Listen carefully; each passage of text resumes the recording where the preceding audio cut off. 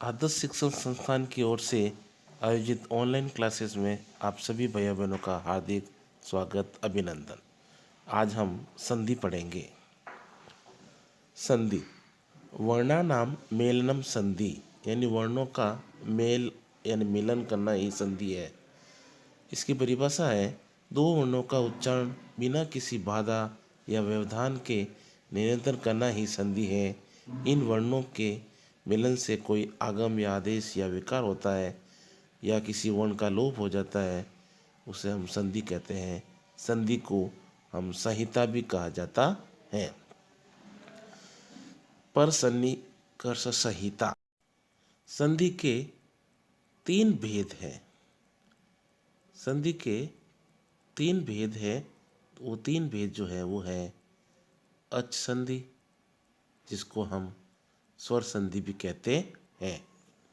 दूसरा हल संधि, जिसको हम व्यंजन संधि भी कहते हैं। और तीसरा जो है वो है विसर्ग संधि। इस प्रकार संधि के तीन भेद हैं। आज हम अच संधि यानी स्वर संधि का अध्ययन करेंगे। स्वर संधि।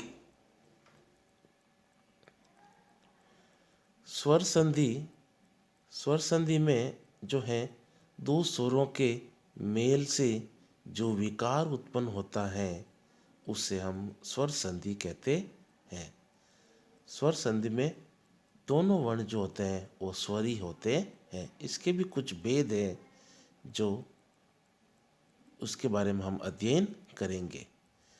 दीर्घ संधि, गुण संधि, पर रूप संधि, पूर्व रूप संधि, अयादि संधि और यण संधि। ये कुछ इसके भेद हैं। एक एक करके हम इसका अध्ययन करेंगे।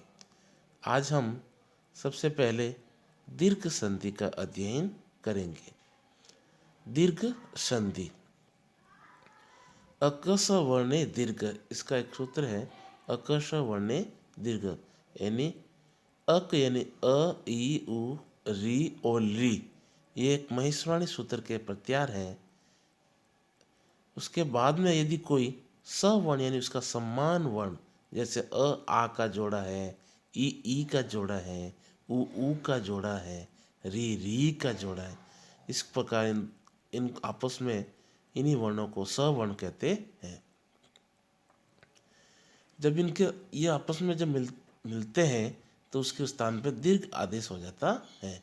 जैसे अ आ धन अ आ बराबर आ, ई धन ई बराबर ई, उ धन बराबर उ बराबर बड़ा ऊ। इस प्रकार री मिलते हैं तो इसके स्थान पर बड़ी री हो जाती है, और री मिलते हैं तो उसके स्थान पे भी बड़ी ली हो जाती है। री और ली के मात्रा में एक डबल मात्रा आती है, लेकिन कंप्यूटर में इसकी सिंगल मात्रा ही दी गई है। अब दीर्घ संधि के कुछ उदाहरणों के बारे में हम अध्ययन करेंगे। अ आ धन अ आ बराबर आ। तो सबसे पहले है कदा धन अत्र, कदात्र, कदा धन अत्र। द में आ की मात्रा है और इसके सामने अ है, तो आ धन अ बराबर आ, तो कदात्र। इस प्रकार इसकी संधि हो गई। उसके बाद जो है अगला उदाहरण हमारे पास है वह है दैत्य धन अरि। दैत्य धन अरि। दैत्य में य में भी अ है और अरि में भी सामने अ है, तो अ धन अ बराबर आ हो गया, तो इसका रूप हो जाएगा दैत्यारि। दैत्यारि। अ धन अ बराबर आ हो जाता है। फिर तीसरा जो है हमारे पास उदाहरण है वह है विद्यार्थी। इसका संधि विच्छेद होगा विद्या धन अर्थी। फिर अगला है वो है हिमालय। हिम धन आलय, हिमालय। म में अ है और सामने आ है, तो अ धन आ बराबर आ, हिमालय। फिर है पुस्तक धन आलय, पुस्तकालय। फिर धर्म धन अर्थ, धर्मार्थ। अ और अ मिलकर आ हो गया, धर्मार्थ। ये दीर्घ संधि के कुछ उदाहरण हैं। अब इसी का जो है एक और है, ई का जोड़ा है, उसको जब आपस में मिलन करेंगे तो इसके स्थान पर बड़ी ई होगा। तो सबसे पहला उदाहरण है वो है रविंद्र। रवि में व में ई की मात्रा है और इंद्र में भी ई की मात्रा है, तो ई धन ई बराबर बड़ी ई, तो इसका रूप हो जाएगा रविंद्र। रविंद्र, ई मिलकर बड़ी ई का निर्माण करते हैं। उसके बाद है मुनि धन इंद्र, मुनीन्द्र। फिर अगला उदाहरण जो है वो है गिरि धन ईशः, गिरीशः।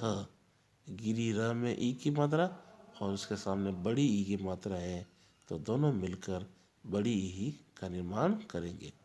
फिर है नारी धन इंदु, नारिंदु। नारी धन इंदु, नारिंदु।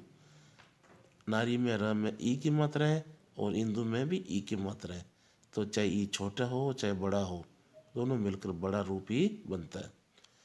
अब जो है अगला जो है वो है ऊ। ऊ धन ऊ बराबर बड़ा ऊ। भानु धन उदय, भानुदय। न में ऊ की मात्रा है और सामने उदय में भी ऊ की मात्रा है, दोनों मिलकर बड़ा ऊ का निर्माण करते हैं। फिर है लघु धन ऊर्मी। ग में ऊ की मात्रा है और उसके सामने बड़ा ऊ की मात्रा है, तो दोनों मिलकर बड़ा ऊ का निर्माण करते हैं, लघूर्मी। फिर है सिद्धू धन ऊर्मी, सिंधूर्मी। फिर है वधु धन उत्सव, वधुत्सव। फिर री धन री बराबर बड़ी री।